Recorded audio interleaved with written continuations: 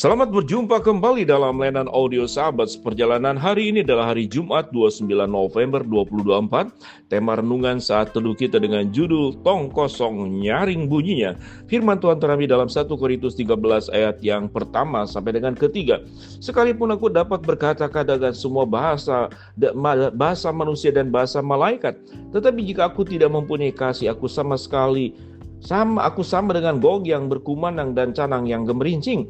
Sekalipun aku mempunyai karunia untuk bernubuat dan aku mengetahui segala rahasia dan memiliki seluruh pengetahuan, dan sekalipun aku memiliki iman yang sempurna untuk memindahkan gunung, tetapi jika aku tidak mempunyai kasih, aku sama sekali tidak berguna. Dan sekalipun aku membagi-bagikan segala sesuatu yang ada padaku, bahkan menyerahkan tubuhku untuk dibakar, tetapi jika aku tidak mempunyai kasih, sama sekali tidak ada faedahnya bagiku. Mari kita berdoa. Bapa yang di dalam surga, biarlah kami menjadi orang-orang yang penuh dengan cinta kasih, yang memberkati, dan bukan orang yang penuh dengan kebencian, yang melukai orang lain. Dalam nama Tuhan Yesus kami berdoa, amin. Shalom sahabat seperjalanan yang dikasihi. Ada satu kalimat dikatakan bahwa demi sebuah kekudusan kita berbuat dosa. Demi sebuah kebenaran kita menghakimi orang lain. Demi sebuah kekudusan kita berbuat dosa. Ada sebuah kisah yang kita bisa lihat di YouTube, di mana itu seorang suami datang dalam ibadah, dia lupa untuk mematikan ponselnya. Di tengah-tengah ibadah kemudian ponselnya itu berbunyi. Dan pendeta yang berkhotbah itu langsung menegur bapak itu bahwa yang bersangkutan tidak sungguh-sungguh dalam ibadah. Sepanjang pulang kemudian istrinya mengeluh, mengomel. Mengapa dia tidak sungguh-sungguh ibadah? Mempersoalkan terus dengan urusan handphonenya yang lupa untuk di-silent. Dan dikuliahi oleh siapa? Yaitu oleh istrinya. Waktu pulang dalam ibadah pun orang sebagian dari gereja tersebut menatap bapak ini dengan menatap sinis. Ini orang Bapa tidak sungguh-sungguh ibadah. Mungkin ini orang yang tidak menghormati Tuhan. Rupanya hal itu bukanlah sesuatu yang sederhana buat Bapak ini. Dia rasakan gelisah, dia rasa tertolak di gereja tersebut. Mengapa? Karena dia tidak sengaja. Akhirnya di malam itu dia pergi ke bar. Di bar itu dalam kondisi gugup dan segala macam, dia pesan minuman. Lalu kemudian tiba-tiba tersenggol oleh tangannya sendiri, tumpah. Maka reaksi orang-orang tersebut dengan segera petugas bar itu meminta maaf, dia melapkan kembali.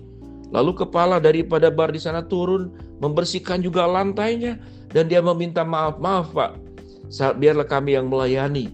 Dan kemudian pimpinan bar itu, kepalanya itu menggantikan dengan minuman baru, dan dia berkata, setiap orang bisa berbuat salah, setiap orang juga bisa melakukan sesuatu yang di luar penguasaan. Disanglah kemudian semenjak itulah si bapak ini tidak pernah ke gereja lagi. Dan semenjak itulah dia menjadi orang yang rutin dan setia, yaitu ke bar tersebut.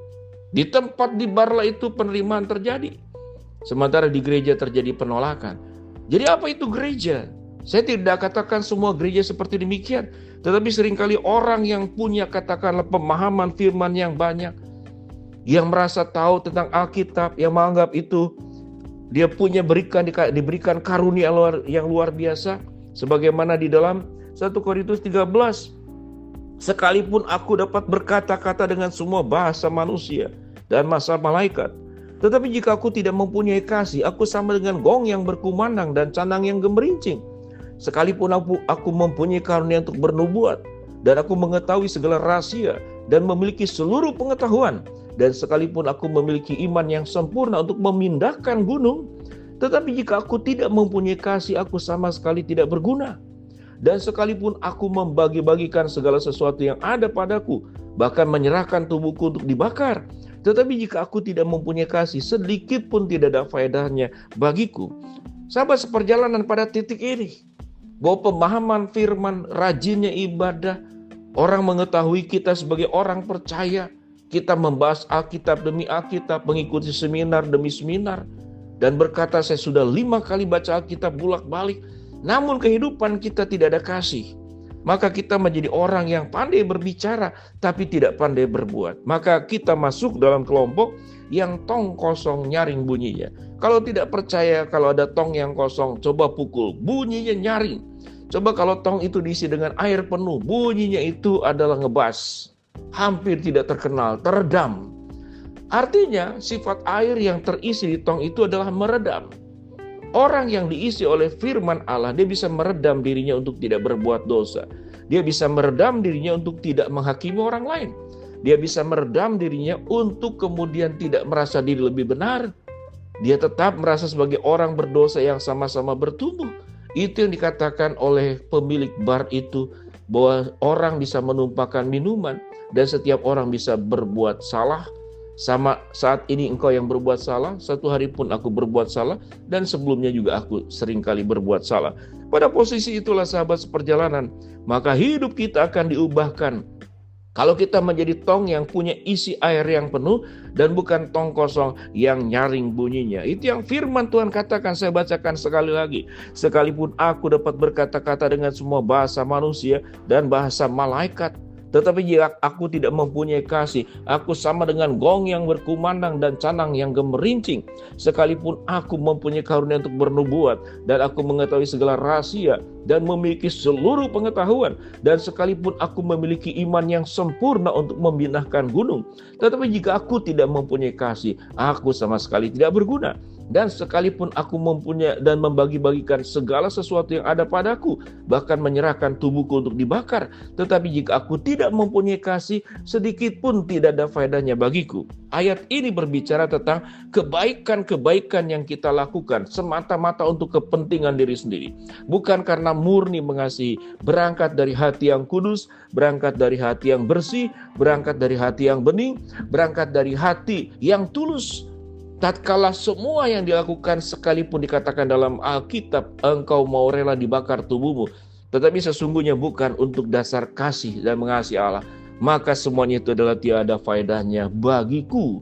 Kalau aku punya banyak pengetahuan, bahkan punya harta, membagi-bagikan semuanya, maka itu tidak ada faedahnya, itu tidak berguna. Yang firman Tuhan katakan, kita akan sama dengan gong yang berkumandang, canang yang gemerincing, berisik bunyinya. Bicaranya banyak, seringkali berbicara tentang diri sendiri, mengagungkan diri sendiri, membenarkan diri sendiri, merasa diri paling benar, merasa diri paling hebat. Dan pada saat itulah dia merendahkan orang lain. Maka kita akan masuk dalam kelompok tong kosong nyaring bunyinya. Bila sahabat seperjalanan lewat 3 ayat, 4 ayat ini, dari ayat yang 1 sampai dengan ketiga, lalu dilanjutkan kepada ayat-ayat yang berikut. 1 Korintus 13 berbicara tentang kasih. Satu pasal khusus yang menyatakan tentang kasih. Biarlah kita menjadi tong yang diisi penuh, yaitu dengan air yang berlimpah, dengan iman yang berlimpah, dengan kasih yang berlimpah. Maka suara kita akan sangat redup dan tidak nyaring seperti tong kosong yang nyaring bunyinya. Sahabat seperjalanan yang dikasihi Tuhan, saya berdoa untuk setiap kita masing-masing yang menjadi orang yang tidak hanya bertingkah laku sebagai orang percaya, yang rajin ibadah, tapi tidak mengalami perubahan hidup. Jangan sampai kita menjadi orang percaya, kita tidak membawa orang ke surga, tapi membawa orang ke neraka dengan sikap dan perbuatan kita. Kita ternyata tidak memiliki kasih, namun kebiasaan kita dalam menghakimi dan menjelekkan orang lain. Mari kita berdoa. Bapa dalam surga, ampuni segala dosa kami, kalau kami seperti tong kosong nyaring bunyinya. Hamba berdoa buat sahabat seperjalanan yang sakit, Tuhan jamah sembuhkan.